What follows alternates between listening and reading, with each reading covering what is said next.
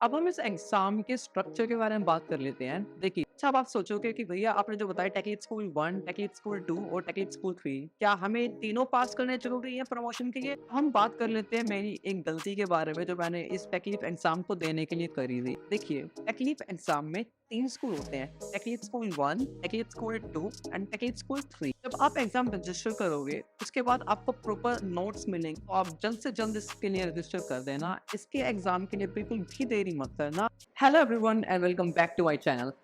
इस वीडियो में हम बात करेंगे कि एसेंशियल में फास्ट ट्रैक प्रमोशन क्या है और फास्ट ट्रैक प्रमोट होने के लिए हमें क्या क्या करना पड़ता है।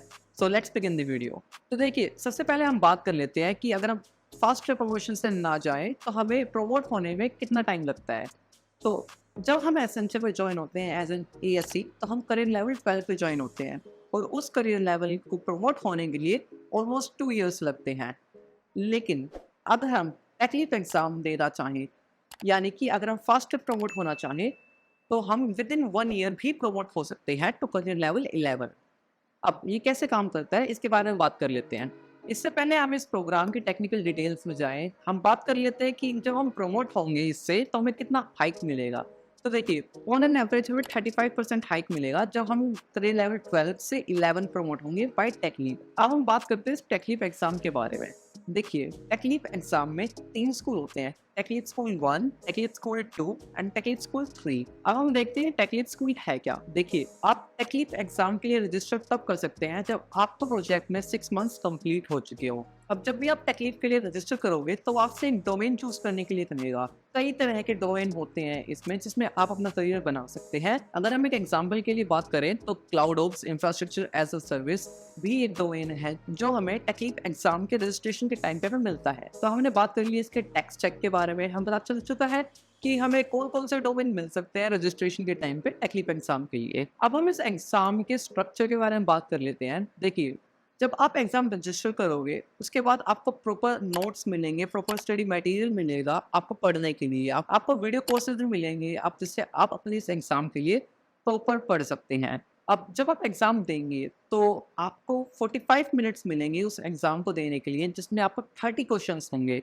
और जब आप ये एग्ज़ाम दे देंगे, तो आपकी प्रमोशन साइकिल के टाइम पे आपको एक मेल आएगा कि आपने ये एग्ज़ाम कंप्लीट कर लिया है या नहीं। अगर उसमें लिखा हो कंप्लीटेड, व्हिच मीन्स आप पास हुए, और अगर उसमें लिखा आता है कि स्कोप टू डेवलप, तो इसका मतलब हुआ कि आप अनफॉर्चुनेटली इस बार फेल कर गए हैं। आप जब भी एग्ज़ाम दें, तो इस बात का ध्यान रखना कि आपका जो एग्ज़ाम है प्रोप्टेड है और आपकी जो स्क्रीन है वो शेयर हो रही होगी। सो आप एक क्वाइट एंड सिक्योर्ड रूम में बैठना, ताकि आपको कोई परेशान करने वाला ना हो और कोई बैकग्राउंड से आवाज़ भी ना आए। अब बात कर लेते हैं इस एग्ज़ाम से रिलेटेड कुछ और डिटेल्स के बारे में। देखिए, अगर आपने स्कूल 1 के लिए रजिस्टर करा, पर अगर आप पास उसमें अनफॉर्चुनेटली नहीं हो पाए, तो आप टेक्निक स्कूल 2 के लिए भी रजिस्टर कर सकते हैं और तब उस एग्ज़ाम को पास कर सकते हैं। और अगर जस्ट इन केस अगर आप दोबारा से उसे पास ना कर पाए, तो आप टेक्निक स्कूल 3 के लिए भी रजिस्टर कर सकते हैं और फाइनली तब उसे पास कर सकते हैं। अच्छा, अब आप सोचोगे कि भैया आपने जो बताया टेक्निक स्कूल 1, टेक्निक स्कूल 2 और टेक्निक स्कूल 3 क्या हमें तीनों पास करने ज़रूरी है प्रमोशन के लिए? इसका आंसर है नहीं। आप किसी भी एक एग्ज़ाम को पास करेंगे और आपको प्रमोशन मिल जाएगा। और जब आप ये टेक्निक एग्ज़ाम पास कर लेंगे, तो आपको अपने मैनेजर से एक कॉल मिलेगी। वो बोलेंगे कि आपने एग्ज़ाम पास कर लिया है and you will be promoted to the career level 11 which is analyst profile in Accenture. अच्छा, तो अब हम बात कर लेते हैं कि जो हमें सैलरी हाइक है वो कब से मिलेगा। तो देखिए, फॉर एग्ज़ाम्पल अगर आपने फरवरी में इस एग्ज़ाम को पास करा है और आपको फरवरी के एंड तक अपने मैनेजर से कॉल आ गई है कि आप एग्ज़ाम पास कर चुके हैं and you are promoted to career level 11। So जो आपकी मार्च साइकिल है उसमें आपको प्रमोशन मिल जाएगा और जो आपकी मार्च की सैलरी आएगी उसमें आपको अपनी इंक्रीज सैलरी मिलेगी। अब आपके मन में एक डाउट ये भी आ सकता है कि अगर मान लो मैंने टेक्निक 1 एग्ज़ाम क्लियर कर लिया और मुझे प्रमोशन मिल गया है और मैं करियर लेवल 11 पे आ चुका हूँ, तो अगर मैं टेक्निक स्कूल 2 क्लियर करूँगा, तो क्या मैं करियर लेवल 10 पे आ जाऊँगा? तो इसका आंसर है नहीं।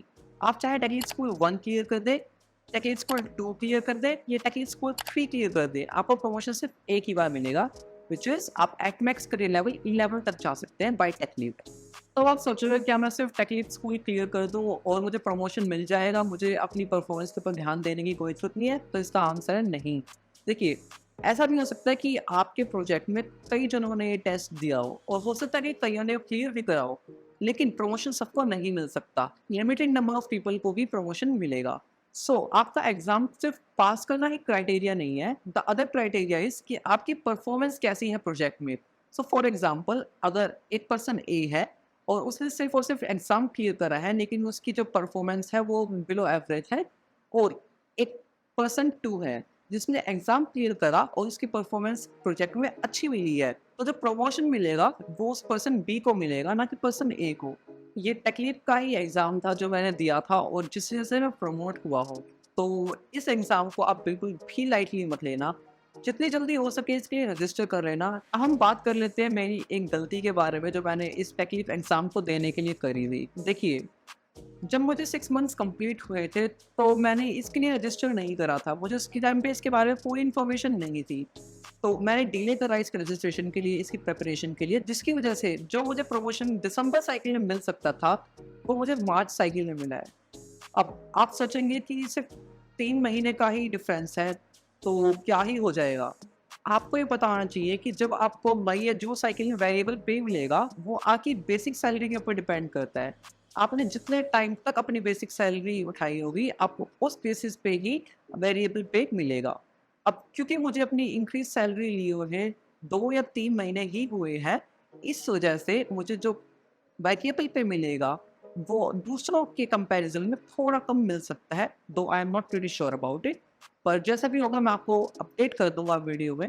तो अगर आपको मौका मिलता है अपने 6 मंथ्स कंप्लीट करने के बाद, तो आप जल्द से जल्द इसके लिए रजिस्टर कर देना। इसके एग्ज़ाम के लिए बिल्कुल भी देरी मत करना और बी फास्ट प्रमोटेड। अगर आपको कोई डाउट हो तो आप मुझसे कमेंट सेक्शन में पूछ सकते हैं। मुझे इंस्टा, लिंक्डइन और ट्विटर पे फॉलो करना मत भूलना। इन सभी के लिंक्स मैं डिस्क्रिप्शन में भी दे दूँगा, और टेलीग्राम चैनल को भी जॉइन कर लेना, क्योंकि वीडियो का सबसे पहले अपडेट मैं टेलीग्राम पे ही देता हूँ। इस वीडियो में इतना ही, और मैं आपसे मिलता हूँ अगली वीडियो में।